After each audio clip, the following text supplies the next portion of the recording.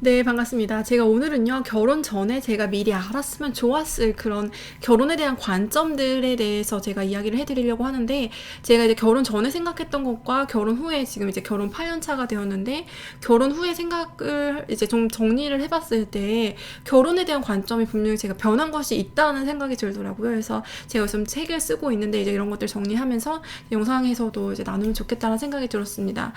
일단 첫 번째는요, 갈등은 반드시 존재하는 것 같아요, 결혼에서. 근데 갈등이 참 좋은 것이다 라는 관점으로 제가 변했던 것 같아요.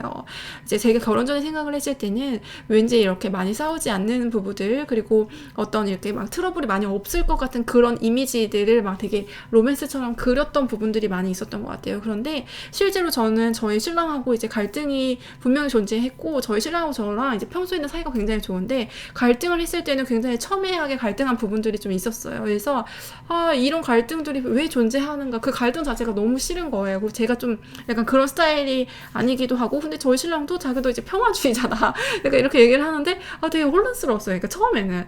그런데 이제 이런 것들을 이제 지나고 이제 결혼 8년 차가 되고 보니까 갈등이 너무 좋은 거였구나, 갈등이 굉장히 긍정적인 요소였구나, 이런 것들이 지금에서야 진심으로 인정이 되는 것 같아요. 그동안에는 갈등 뭐 있을 수도 있지, 하지만 없었으면 좋겠다, 최소화, 약간 이렇게 생각을 했다면, 지금에서는 만약에 갈등이 없었다면은 그냥 뭐 이렇게 남편과의 관계를 떠나서 내 자신이 정말 지금과 같은 내 모습은 당연히 아니겠다라는 생각이 드는 거예요. 그러니까 자아가 정말 확장하는 계기가 되었고요. 우리 성경에 이제 우리가 이제 새로운 피조물이 되었다라는 얘기가 있는데, 결혼 생활을 통해서 이 갈등이라는 요소를 통해서 저는 정말 이제 새로운 정말 피조물로 거듭난 것 같아요. 이제 제 본명에서 정말 헵시바로 이제 거듭난 것이 이 결혼 생활의 갈등이지 않았나라는 생각이 드는 거예요.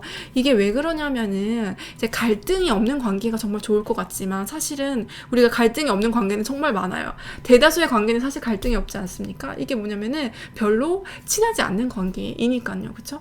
근데 갈등이 분명히 존재하지만, 그 갈등을 어떻게 우리가 다루었느냐에 따라서 이게 내 자신이 정말 신세계를 경험을 하는 거죠. 정말 그렇게 생각한단 말이야, 정말 그거에 그렇게까지 진심이란 말이야, 정말 그 분야에 그렇게 관심이 있단 말이야, 이러면서 내가 그동안 체험하지 못한 다른 세계를 이제 발견한 거예요. 그리고 제가 그런 남편의 세계에 함께 융합되면서 또 다른 나로 성장을 해 나가는 그런 과정들이 자아의 성숙과 성장의 관점에서 봤을 때 굉장히 아름다운 일이었구나 라는 생각이 들고요. 제 내면도 되게 견고해졌다는 생각이 들어요. 그래서 예전에는 뭐 이렇게 저렇게 막 이렇게 쓰러졌던 부분들이 이제는 이제 쓰러지지 않는 그런 어떤 조금씩 이렇게 인격적으로 이제 완전체가 되어가고 있는 과정이 아닌가라는 생각이 들어요. 네, 그리고 제가 이제 두 번째로 언급해드리고 싶은 것은요, 이렇게 갈등이 필연적이라면 그럼 갈등을 어떠한 자세로 우리가 대해야 할 것인가라는 그런 태도를 제가 이제 알게 된 것 같은데요.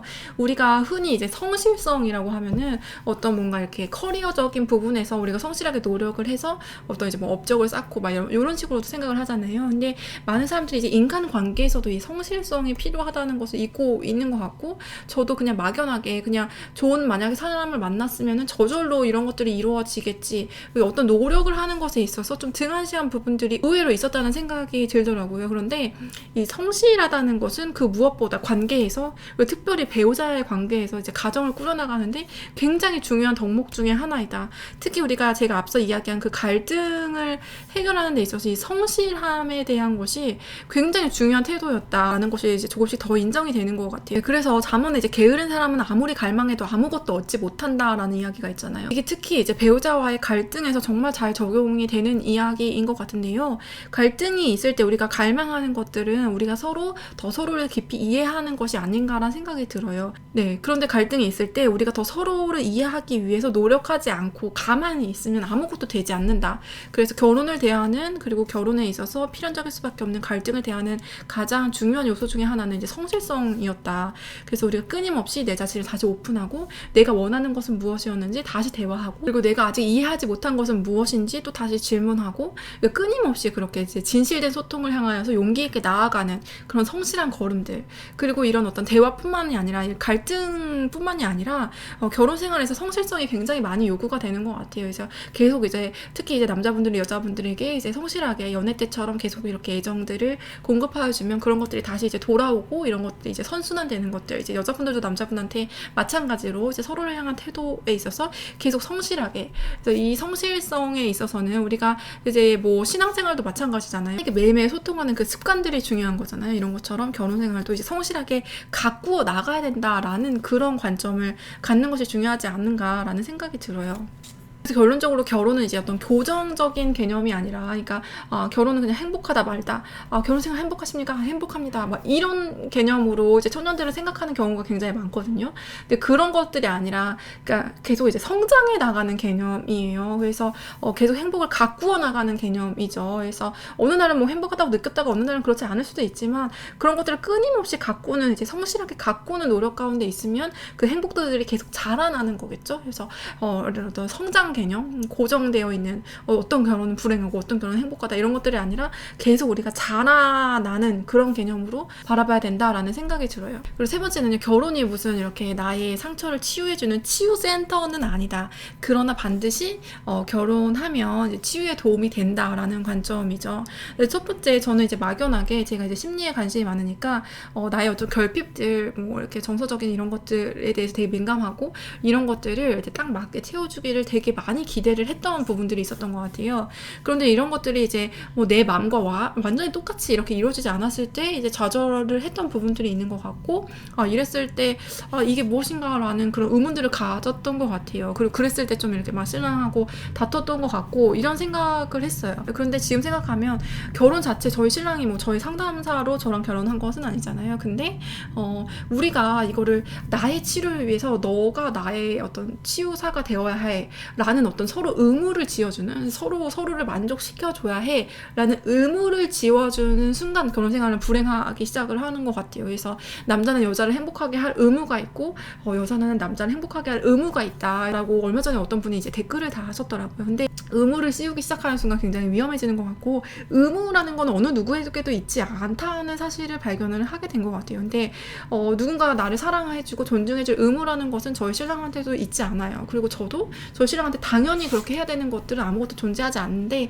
그럼에도 불구하고 우리가 서로 선택에 의해서 자발적인 의지로 서로를 계속 사랑하기로 선택을 할 때, 그때 치유가 저절로 이루어진다라는 생각이 들더라고요. 그래서 나의 치유의 목적으로 상대를 착취하는 것이 아니고, 상대를 어떤 의무감으로 이제 대하는 것이 아니라, 내가 자발적으로 사랑할 때 그때 우리 안에 진정한 치유들이 이제 부산물로 이루어진다는 것이죠. 그래서 치유가 어떤 우리의 목표가 돼서는 안 되고, 치유는 이제 결과로서 이제 주어지는 것이다. 우리가 하나님한테도 그렇잖아요. 우리가 계속 하나님, 저는 오늘 왜 만족하지 못할까요? 하나님 때문이에요. 하나님이 저를 만족시켜 주셔야 되잖아요. 이런 식으로 우리가 신앙생활을 하는 목표가, 그쵸, 나의 감정적인, 나의 정서적인, 나의 어떤 뭐 다른 부분에 있어서 만족을 채우기 위한 것이라면 어느 순간 그 신앙은 이제 무너지게 되겠죠. 진짜 사랑, 진짜 신뢰가 아니잖아요. 진짜 믿음이 아니잖아요. 그쵸? 진짜 관계가 아니에요. 그러니까 우리도 결혼 생활을 봤을 때 어떤 목표를 자꾸 세우는 것이 아니라, 그죠, 진정한 사랑으로만 나아갈 때 우리가 사실은 진짜로 발견하고 싶었던 뭐 치유, 행복, 어떤 회복, 이런 만족감들도 서서히 따라온다. 하지만 이런 것들이 따라오지 않는다고 해서 사랑을 포기해서는 안 된다. 계속 우리가 사랑할 때 이런 것들은 따라올 수도 있고 안 따라올 수도 있지만, 그렇지만 따라오게 되는 것들에 대한 기쁨을 우리가 발견하게 되는 순간들이 많이 있을 것이다. 네, 그래서 제가 진짜 세 가지를 언급을 했는데, 이 세 가지가 다 어떻게 보면 우리 신앙생활과 맞닿아 있는 것 같아요. 우리가 하나님과 결혼했다라는 입장에서 보면, 제가 헵시바라는 이름이 이제 그런 뜻이거든요. 그런 의미에서 보면은 사실은 하나님과도 이제 갈등이 이제 일어나죠. 왜 기도는 응답이 되지 않는 것인가? 왜 하나님, 제가 뭐 말씀을 받는데 교회 생활을 했는데 뭐 어쩌저쩌고 해서 신앙생활에 회의가 되는 부분들도 분명히 있잖아요. 이런 갈등을 통해서 분명히 신앙이 성장한다는 것이 정말 맞는 것 같고요. 관계도 발전을 하고요. 하나님과의 관계도. 그리고 우리가 하나님한테 나아가야 될 방향이 항상 성실한 태도로, 그럼에도 불구하고 항상 하나님께 다시 마음을 열고 다시 대화를 시도하는 그런 성실한 태도가 굉장히 중요한 것 같고, 하나님이 나의 만족을 위해 존재하는 나의 치유센터이거나 나의 행복을 위해 존재하는 어떤 도구가 되는 것이 아니라 내가 하나님과의 관계 그 자체를 갈망할 때 그런 것들은 이제 따라오는 것이다. 네, 이것이 진짜 사랑이고 진짜 관계이다. 그리고 어떠한 부분에서는 완전한 행복, 완전한 사랑은 이제 천국의 소망을 가지고 나아가야 되는 부분이다라는 것들. 그래서 우리가 이것 자체를 현실에서 너무 지나치게 소망하게 되면 좌절할 수 있다. 그러나 이 방향으로 계속 나아가야 된다라는 점들, 이런 점들이 이제 결혼 생활과 이제 신앙 생활의 이제 공통점이지 않을까라는 생각이 듭니다. 네, 그래서 결국 결혼을 통해서 인격적인 이제 성숙을 향해 나아가는 부분들이 맞는 것 같고요. 사랑을 배우고 또 하나님을 배워가는 과정인 것 같습니다. 네, 복음의 관점으로 결혼에 대해 인식하는 우리의 관점들이 많이 늘어났으면 좋겠다는 생각이 들고요. 여러분도 건강한 결혼 생활 하셨으면 좋겠습니다. 샬롬. 심리학하는 교회 언니 헵시바.